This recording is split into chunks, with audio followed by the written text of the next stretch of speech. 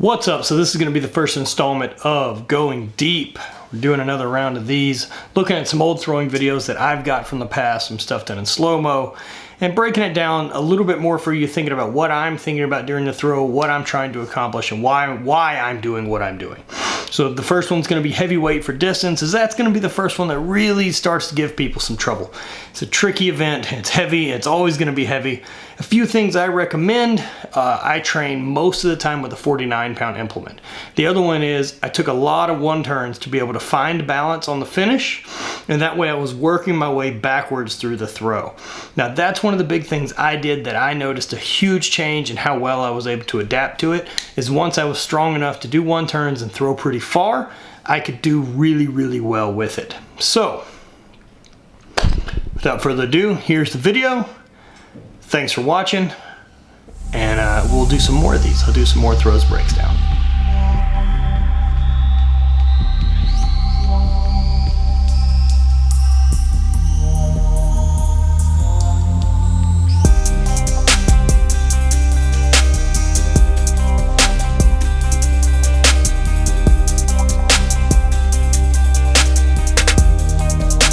What is up? So I guess why I am doing rehab, why not make things a little bit more miserable and review some of my old throws, since that's really what I wish I could be doing right now. So this is actually a throw already in slow motion. Both of these throws are going to be heavyweight for distance. So here's just some fine things as it goes through. So one of those things, you see me open and close my hand here. Now this is not intentional. This is just kind of resetting my grip, because at this point the weight kind of gets weightless and I can feel that little bit of stretch and pull, just reminding myself that the arm is going to stay relaxed and smooth throughout the throw. And so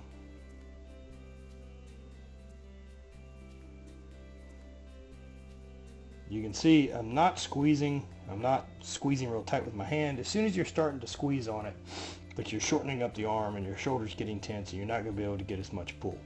So this here is where you can see that wrap, how far behind this shoulder is from this hip to the knee. And so that's where you're going to have power, and that's where you got to try to keep that position maintained throughout the course of the throw.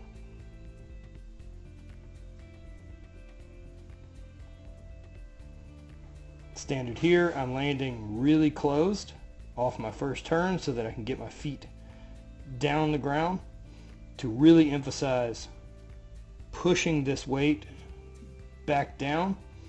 And you can also see that right here is now the low point of my orbit. I've changed things up from where I started, and now push the weight to create this is the low point directly behind me, which will make in front of me the high point, so that I can travel and drive straight down the line to the front of the trig. I'm not going to have any issues with left-hand side foul. That's going to be a big throw in power. You can also see that right foot lands, it keeps turning around. A lot of people have it land here facing back and then just plant on it and then lift up. Whereas I'm pushing that around, pushing that knee through, pushing the hip through. And then finally, you can see me lift on that left, boop, and then let go of it and watch it sail. I'm on balance at the finish. Nothing crazy. Probably a pretty solid throw. I have no idea though. So that's the first throw we're going to review. And again, the big thing that you can see here is me changing that orbit. So going from your low point is here off of my cast to around and out of the front. And then as soon as I land, pushing it down to be able to get it back through. And that's what's keeping me down and plant and being able to drive. Here's another throw from Loch Norman Highland Games in North Carolina. One of the more fun games of the season, but as you can see, it's the same type of stuff. You can see this big wrap here.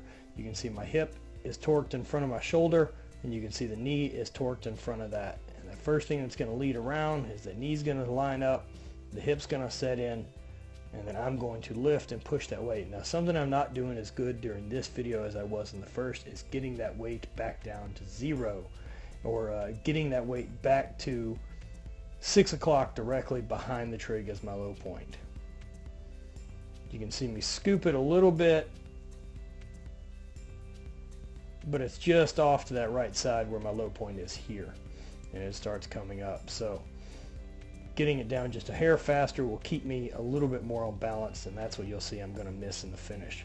But the big part about this throw that you see really well is how well I go from being, the weight is now in front of my hip here, to when I land again, everything is back behind the knee, and the knee's going to drive through, the hip's going to drive through the shoulder, and then finally the hand. Knee, hip, there goes the shoulder, finally the hand. Got a little caught up, which pulled me toward the weight. So the longer I can keep that weight behind me, the longer I have time to push and get that weight moving fast while both my feet are on the ground. That's really another key to generating force, is both feet are going to have to be on the ground for you to apply any force to that implement. And as soon as they're down, that's when you get that finish and lift. The only thing I should have done better here was get things more on top of that left leg instead of being dragged over to the right side and finishing the way I did. So a little sloppy on the finish, but that comes early season. You know, those are the little details to iron out, but making sure that you're staying behind the implements when it's going to give you the best opportunity to throw far. So that's heavyweight for distance. I hope that helps you guys. Remember that you got to stay with the hips in front of the upper body so you can continually drive and push that implement through. That's what's going to create your power, and that's what's going to create you to be able to throw further. Also, finishing on balance. One big sign of finishing on balance is that you didn't have any wasted energy that didn't go into the implement. Think about it. You know, when you slam a door shut and slam it really, really hard, you don't fly off the other direction because you transferred all your power into that thing. Same thing should go for this. You want to be able to stop moving at the finish because everything lifted and pushed into the implement at the end of your fingers, and then you were able to let go, staying on balance. So I hope that helps. Hope you guys enjoy these type of videos. I will be doing more, trying to break down the rest of the throws for you guys.